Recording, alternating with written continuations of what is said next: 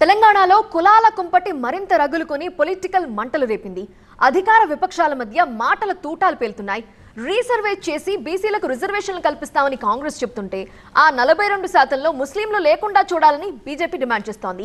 ఇక స్థానిక సంస్థల ఎన్నికల్లో ఓటమి భయంతోనే రాష్ట్ర ప్రభుత్వం రిజర్వేషన్లపై నాంచుడు ధోరణి అవలంబిస్తోందని బీఆర్ఎస్ ఆరోపిస్తోంది.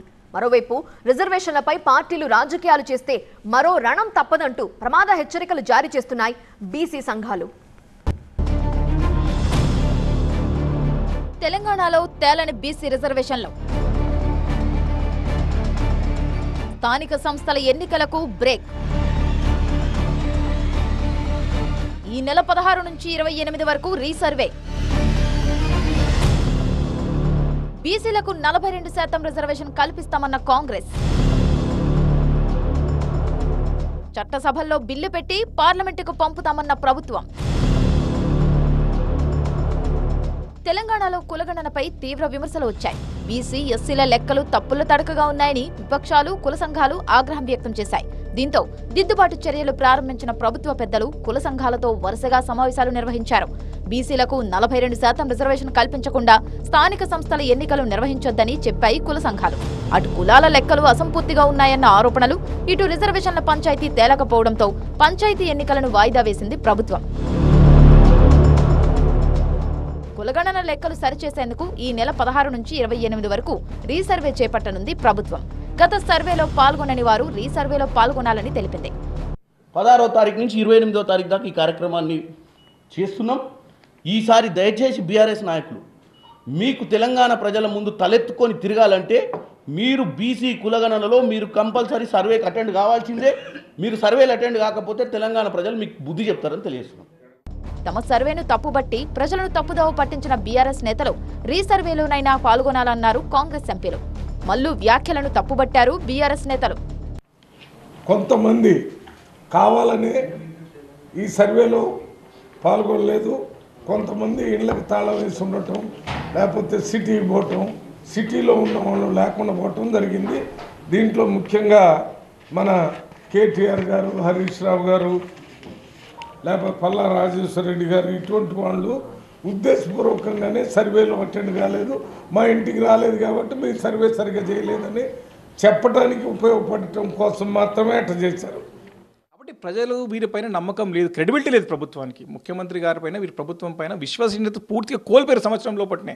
కాబట్టే వారి ప్రజలు సహకారం లభిస్తలేదు. అది వారి యొక్క క్రెడిబిలిటీని నిలుపుకునే ప్రయత్నం చేయక మా పైన బురద వెళ్ళే ప్రయత్నం చేస్తారు. మీరే కొడతారు, నువ్వు అధికారం నుండి మరి ముఖ్యమంత్రి చేతగాని ముఖ్యమంత్రి దీపో మరి చేత కాకపోతే.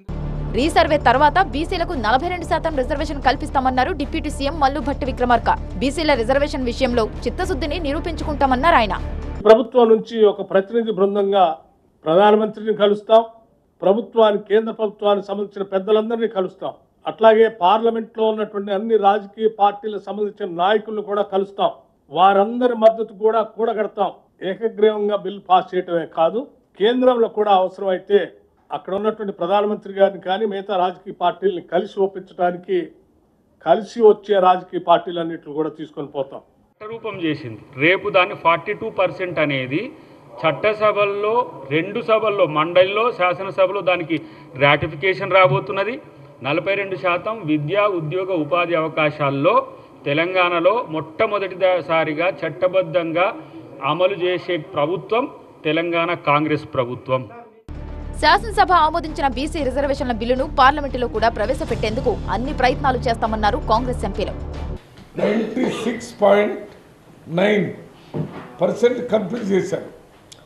దీంట్లో ఈ సర్వేలో ప్రజలు ఎంతమంది పాల్గొన్నారంటే 3,54,77,554 మంది పాల్గొని పార్లమెంటులో 42% రిజర్వేషన్ బీసీలకు ఇవ్వాలి.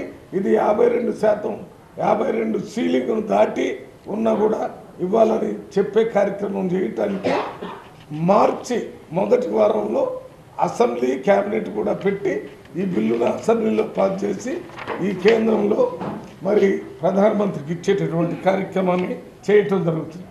కాంగ్రెస్ ఇష్టానుసారంగా ముస్లింలకు మతపరమైన రిజర్వేషన్ కల్పించి బీసీలకు అన్యాయం చేస్తామంటే చూస్తూ ఊరుకునే ప్రసక్తే లేదన్నారు కేంద్ర మంత్రి బండి సంజయ్.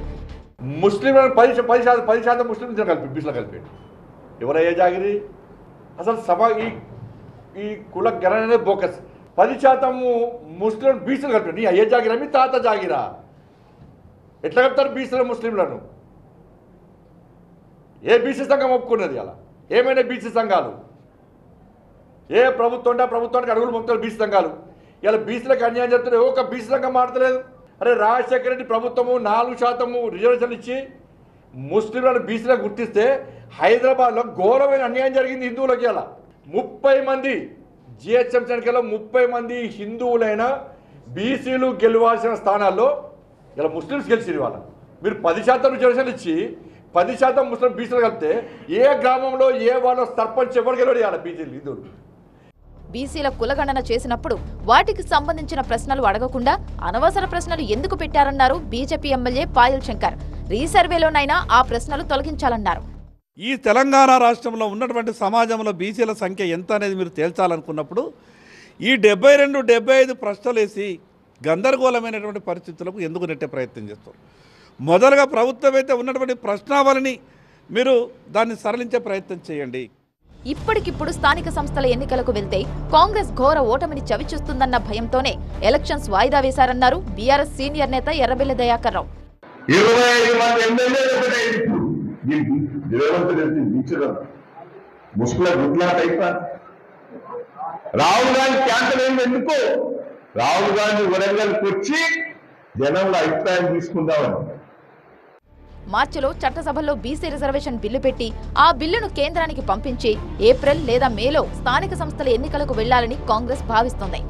ముస్లిం మెలిక లేకుండా బిల్లు పెడితేనే కాంగ్రెస్ కు మద్దతిస్తామంటున్నారు బీసీ సంఘం నేతలు. స్థానిక సంస్థల ఎన్నికల్లో రిజర్వేషన్లు అమలు చేయకపోతే ఉద్యమం తప్పదంటున్నాయి కుల సంఘాలు.